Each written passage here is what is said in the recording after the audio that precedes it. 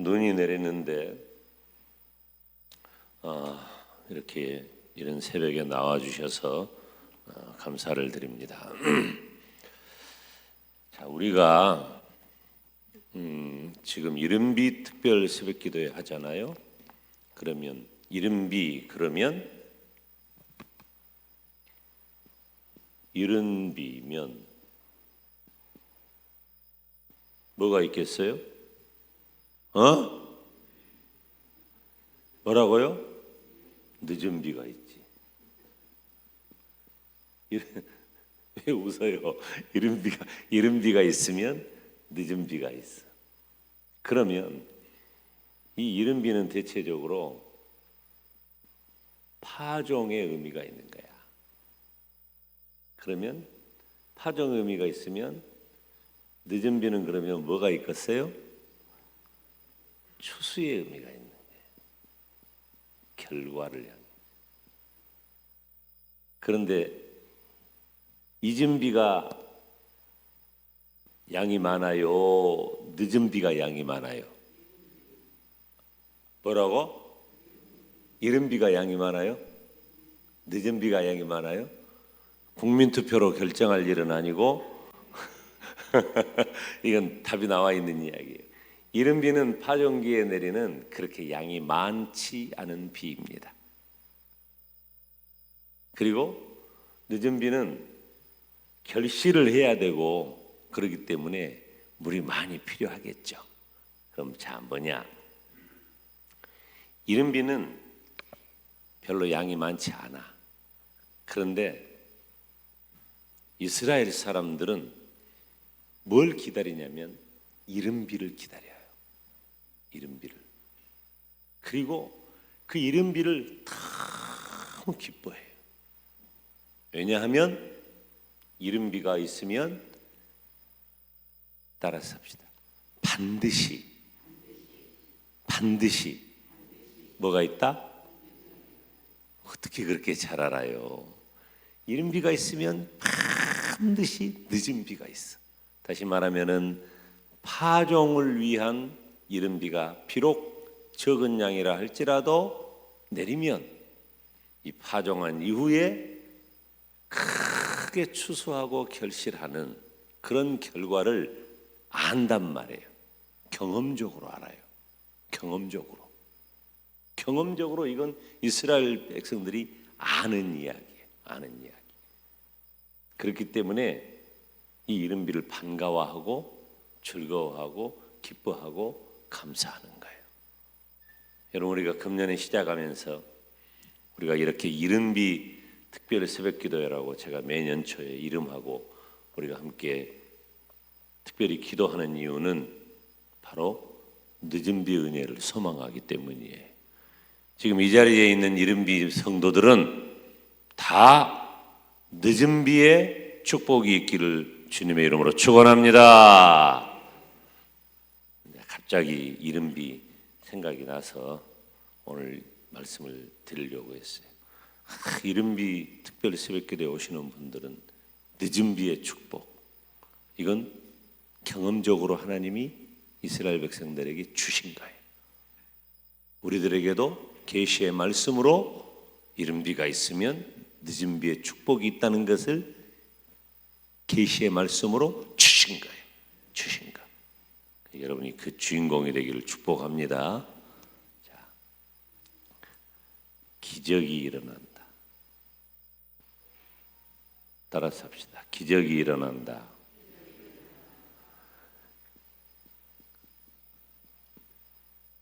따라서 합니다. 하나님, 나에게 기적을 주옵소서.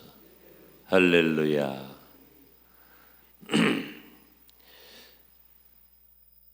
여러분, 이 기적은 사실 우리들이 기대하기도 어려운 초자연적인 현상입니다. 그런데 느닷없는 일이 아니라 그랬죠. 이 초자연적인 현상이기 때문에 우리들의 삶과 매우 밀착되어 있는 부분들이에요. 그래서 이 초자연적인 그런 역사가 일어날 때, 그런 기적이 일어날 때 반드시 우리들의 삶에 긍정적인 결과를 가져오는 거예요. 그냥 초자연적인 역사가 일어났는데, 여러분 그 메뚜기 있죠? 메뚜기가 얼마나 미약하고 약해요. 근데 메뚜기 떼는 무섭습니다. 메뚜기 한 마리가 태어나가지고 살다가 죽는 것은 뭐 그렇게 대단한 일이에요? 자연적인 일이잖아요. 그런데 그 메뚜기가 떼로 지어가지고 날아다니는 것은 초자연적인 현상이거든요. 근데 그거 지나가고 나면 어떻게 돼요? 망하는 거예요. 기적은 기적이요. 그래도 그런 메뚜기 떼 같은 것은 지금 출애굽기 보면은 그 메뚜기 떼 황충 그런 재앙이 있잖아요. 그 메뚜기 떼가 지나가면은 이스라엘 입장에서는 그것이 긍정적인 결과의 기적이야. 근데 애굽의 입장에서는 나중에 스가랴서나 예언서의 말씀을 보면 황충의 재앙 이런 거 나오잖아요. 재앙이라고 말해버리잖아요. 기적 그렇게 말 안 하고. 그러니까 기적은 항상 긍정적인 결과를 담보하는 거예요. 여러분의 삶에 초자연적인 역사가 일어나가지고 그것 때문에 내가 재앙을 만나거나 어려움을 만나거나 이건 기적이 아니에요. 그런 건 나를 파괴하는 망하는 거, 마귀적 역사예요. 그런 것은 하나님께서 내 삶에 기적을 베푸시는 초자연적인 역사는 반드시 긍정적인 결과를 가져온단 말이에요. 그러니까 우리가 기적을 달라고 기도하는 것이죠. 기도하는 거예요. 사람들은 다 기적을 원합니다. 모든 사람들은. 그렇게 많은 사람들이 예수님을 따라다니는데 그 사람들이 원하는 것은 기적을 원하는 거예요. 다 표적을 보려고 온다고 예수님에게 책망은 들었어도 개인적으로 전부 하나님 앞에 예수님을 가까이 하면 뭔가 문제가 해결되고 뭔가 어떻게 좀 눈에 보이는 게 있지 않겠나 하고 따라다니는 겁니다. 그런데 우리가 기적의 공식 중에 하나가 뭐냐면 바로 우리 주님께서 늘 말씀하신 대로 내 믿음을 보겠느냐 하는 거죠. 그럼 믿음이 뭐냔 말이에요. 믿음이 뭐냐? 기적을 일으키는 믿음은 첫째, 예수님 신앙이에요. 둘째, 하나님 신앙이에요. 셋째, 하나님 말씀 신앙이에요. 예수님 신앙은 오직 예수님. 하나님 신앙은 하나님 제일주의. 그러니까 여러분 이게 쉬운 말이 아니에요. 절대 쉬운 말이 아닙니다. 그러니까 우리가 못하고 있는 거잖아요. 쉬운 말이 아니니까. 하나님 말씀 신앙. 제가 뭐라 그랬어요? 십계명이라 그랬죠. 성경. 이건 뭐예요? 첫째, 하라. 둘째, 하지 말라. 간단한 것 같잖아요. 하라는 것 하고 하지 말라는 것 하지 말아라 하는 거예요. 그런데 예수님께서는 이와 같은 십계명 신앙, 하나님의 말씀 신앙을 뭐라고 말씀하셔요? 하나님을 사랑하고 사람을 사랑해라. 예수님께서는 이웃이라고 말씀하셨죠. 사랑해라.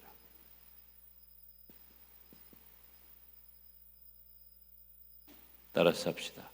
하나님 사랑하는 마음을 주세요.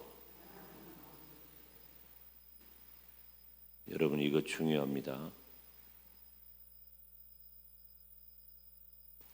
사랑하는 마음이 필요해요.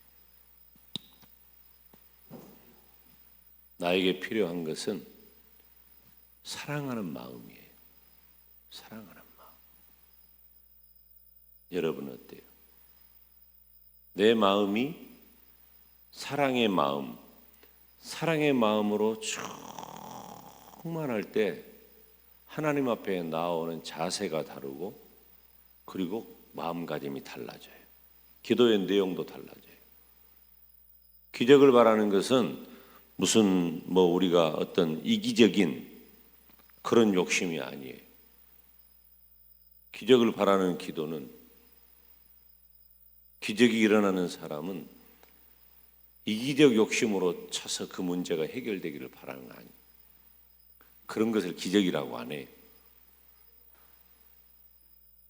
기적을 일으키는 그런 믿음의 사람에게는 사랑의 마음이 있어요. 사랑하는 마음이 있어요. 여러분, 우리가 하는 기도의 대부분을 들여다보세요.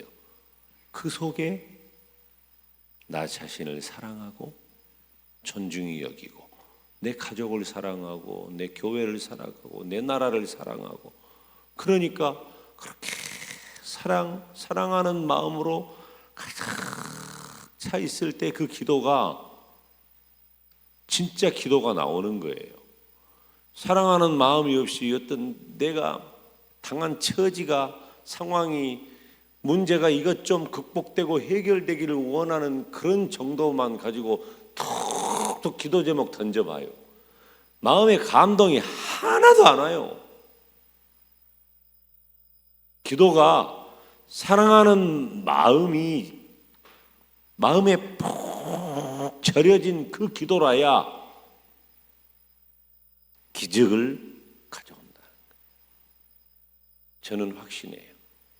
우리가 사랑하는 마음으로 기도하면 내 문제도, 가정의 문제도, 교회 문제도, 국가의 문제도 하나님은 직접 개입하셔서 역사하실 줄로 믿습니다.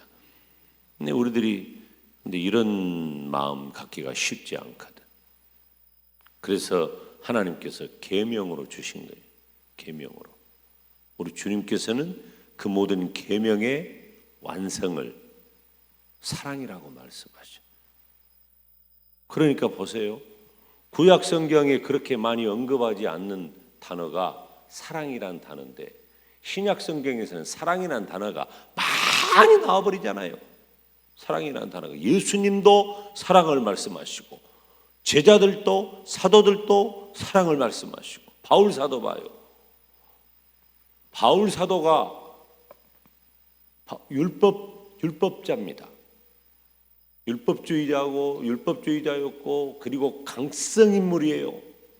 예수 믿은 사람만 보면 잡아다가, 그러다가 죽이려고 하고, 예수님 죽음의 현장에, 스데반 죽음의 현장에, 그런데 다메섹 도상에서 예수님을 만난 이후에 사도 바울의 마음에 전혀 다른 것 하나가 쏙 생겨났어. 그게 뭐냐면 사랑인 거예요. 하나님의 사랑을 탁 받아버리니까 그 하나님을 사랑하고 사람을 바라볼 때 사랑의 시각으로 바라보게 되는 거예요. 그런 사람들은 다 기적의 주인공이 됩니다. 예수님의 제자, 사도들, 바울 사도 얼마나 사랑을 많이 말하고 사랑을 강조합니까? 가는 곳마다 기적의 역사가 일어났습니다. 예수님이 하시는 그 일을 바로 예수님의 제자들이, 사도들이, 속사도들이, 초대교회 그 교부들이 다 행했다고 말이에요. 뭐예요 다? 그 중심에 사랑이 있는 거예요. 사랑. 여러분, 오늘 우리가 기도의 자리에 왔잖아요. 여러분의 마음에 사랑이 충만하시기를 주님의 이름으로 축원합니다. 우리가 계명이라고 하니까, 하나님의 말씀이라고 하니까 뭘 해라 하지 말아라 여기에만 집중해가지고 이건 하면 돼, 이건 하면 안 돼, 이게 어디에 중심이 있냐? 바로 하나님을 사랑하고 내 이웃을, 사람을 사랑하는데 하라와 하지 말라가 있는 거예요. 사랑하는 마음이 있을 때에 하는 것이고 안 하는 것이에요. 왜 이걸 해야 하고 왜 이걸 하지 말아야 하느냐? 성경에 기록하고 있는, 성경이 명령하고 있는 하라고 하는 것은, 하지 말라고 하는 것은 뭐 때문이냐? 하나님을 사랑한다면 너는 이것 해라. 하나님 사랑한다면 이것 하지 말아라. 사람을 사랑한다면 이것 해라.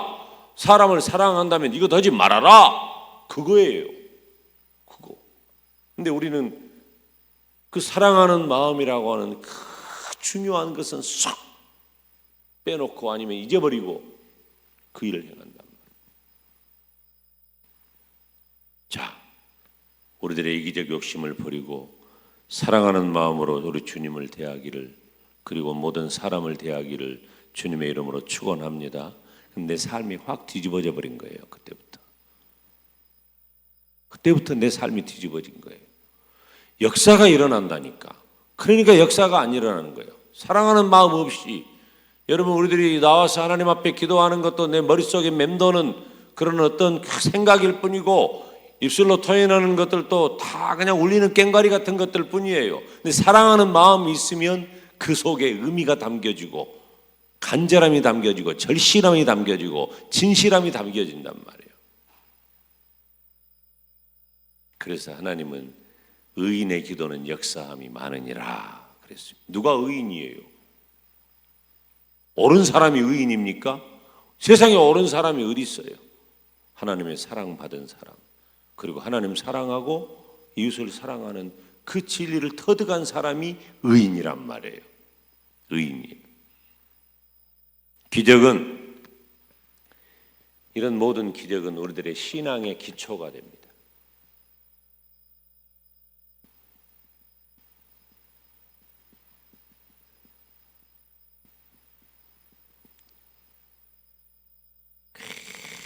굉장히 중요한 얘기죠.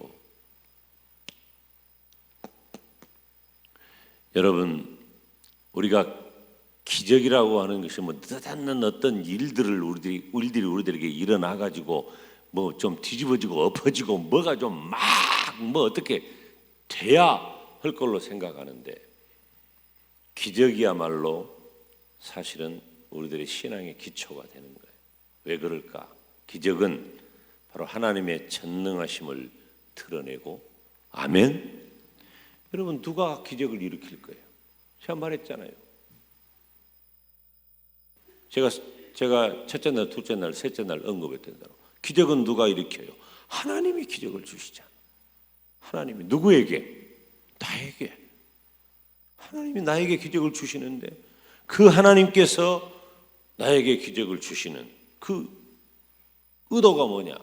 첫째, 하나님이 전능하시다는 것, 하나님이 어떤 분이라는 것을 보여준다 그 말이에요. 하나님의 능력과 하나님의 존재와 하나님의 성품과 그 하나님의 계획, 그러니까 그 하나님의 전능하심이 기적을 통해 드러나고, 둘째, 구원의 역사.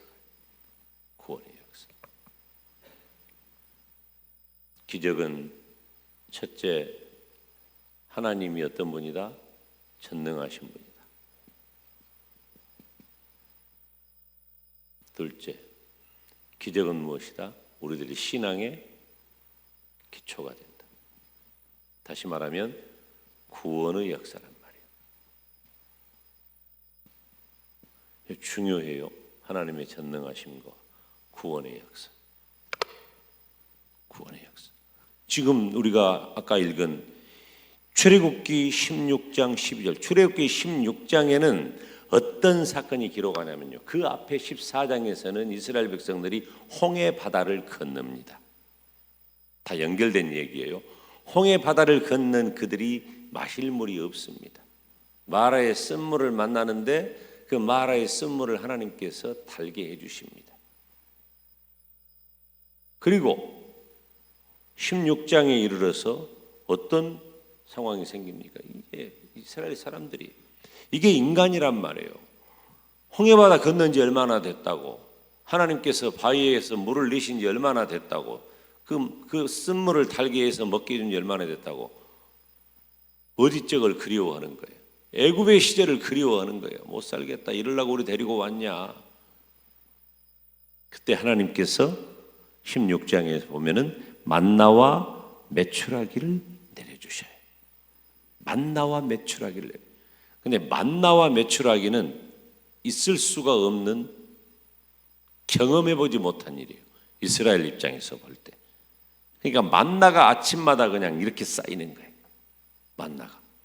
그러니까 처음에 사람들이 환장해버리잖아. 막 갔다가 그냥 막 득득득득 긁어다가, 하나님이 그렇게 하지 말라고 말을 해줬어도 못 믿고 막 득득득 긁어다가 나중에 못 먹고 다 부패하고 버리고. 그럼 나중에 메추라기가 얼마나 메추라기가요. 이제는 또 고기 먹고 싶다고 난리를 치는 건 만나를 주니까 만나가지고 참 괜찮아서 처음에 얼마 동안은. 그러니까 이제 또 고기가 먹고 싶으니까 고기. 그러니까 하나님이 아나 먹어라. 그리고 메추라기를 때려 보내는데 어느 정도 되면은 이스라엘이 수백만입니다, 여러분이. 수백만이요. 여러분 상상을 해봐요. 아침마다 만나를 그냥 수백만이 먹도록 하나님 만나를 내려주는, 아침에 눈을 떠가지고 딱 나오는 그 장면을 상상을 해보란 말이에요. 상상이 안 가요. 그 일을 이스라엘 진영에 내리신 거예요. 그리고 저녁에는 메추라기를 때려 왔는데 그 메추라기가 그냥 그 손만 대면 메추라기인 거예요. 그 메추라기가 키 높이로 그냥 이 정도 높이로 메추라기가 수백만 진영에, 그것도 날이면 날마다. 이게 있을 수 있는 일입니까? 그런 일들이 있을 수가 없는 일이에요. 우리들은 말로 하니까 무슨 만나와 메추라기 쉽죠. 있을 수 없는 이야기예요. 사랑하는 여러분, 이 만나와 메추라기 사건을 통해서, 그리고 혹은 그 이외에 하나님께서 광야에서 베푸신 그 사건을 통해서 우리가 기억해야 할 것, 알아야 할 것, 깨달아야 할 게 뭐냐? 하나님은 우리들의 필요를 아시고 우리들의 삶에 개입하신다는 거예요. 그러니까 하나님께서 이스라엘 백성들이 필요로 하는 것이 뭐다? 그 아침에 만나 주어버린 거예요.